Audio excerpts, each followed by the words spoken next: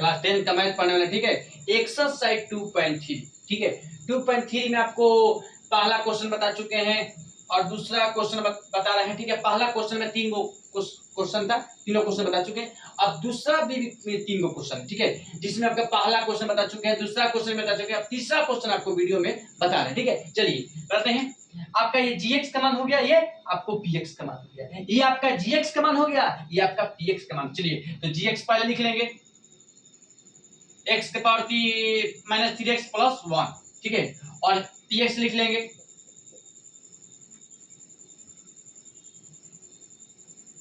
px का मान क्या है, x के पावर 5 - 4x³ + x² + 3x + 1, ठीक है। और gx से क्या करना है, भाग देना। चलिए gx से भाग देंगे। अब बताइए बाबू कि यहाँ पर क्या रखेंगे कि x के पावर 5 हो जाएगा। आपको बताए हैं कि जब x के पावर x² x के पावर 2 गुना x के पावर 2 बराबर क्या होता है, 1 के पावर, ठीक है। जब घात के रूप में रहता है तो उसको क्या होता है, जब घात के रूप में रहता है उसको क्या कहते हैं, घात जुटता है, ठीक है। मतलब पावर क्या होता है, जुटता है। जब घात के टर्म में रहता है तो पावर क्या होता है, जुटता है। चलिए तो यहाँ पर पावर जुटाते हैं, तो x के पावर 3, तो यहाँ क्या रखेंगे, तो x के पावर 2 रखेंगे। तो x के पावर 2 में यहाँ पर पढ़े थे कि जैसे a के पावर m और गुना a के पावर m बराबर क्या होता है, a के पावर m + 1। a के पावर m गुना a के पावर n बराबर क्या होता है, a के पावर m + n होता है। मतलब पावर क्या होता है, जुटता है, ठीक है। जब घात के रूप में आता है उसको पावर क्या होता है, जुटता है। चलिए तो घात के रूप में है ये, तो पावर क्या करेंगे, जुटा देंगे। तो जुटा रहे हैं, x³ में x² से गुना करेंगे तो x के पावर 5 हो जाएगा। नहीं, x³ में x² से करेंगे तो x के पावर 5 हो जाएगा। अब बताइए x² में -3x से गुना करेंगे तो माइनस क्या हो जाएगा, -3x में x² से गुना करेंगे तो माइनस क्या हो जाएगा, 3x³ हो जाएगा, ठीक है। x² में 1 से गुना करेंगे तो प्लस हो जाएगा, x² हो जाएगा। ये प्लस प्लस माइनस होगा, माइनस प्लस हो जाएगा, प्लस प्लस आपका माइनस, ये आपका कट गया, ये आपका भी कट गया।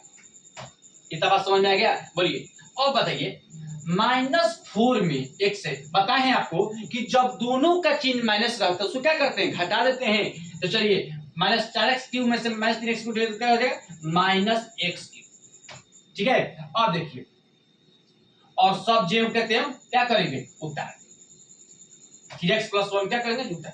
और बताइए अब यहाँ पर क्या रखेंगे कि x³ आ जाएगा तो 1 रखेंगे, 1 में x³ से गुना करेंगे तो -x³ हो जाएगा। -3x में 1 से गुना करेंगे तो माइनस +3x हो जाएगा।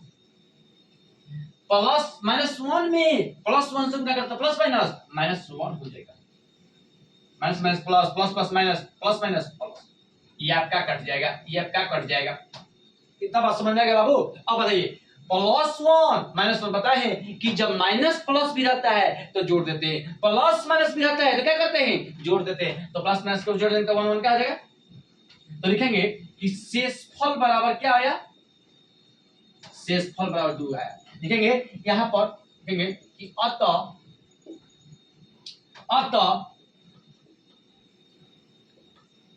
प्रथम बहुपद,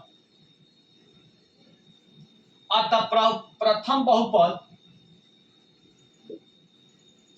द्वितीय का एक गुणनखंड नहीं है।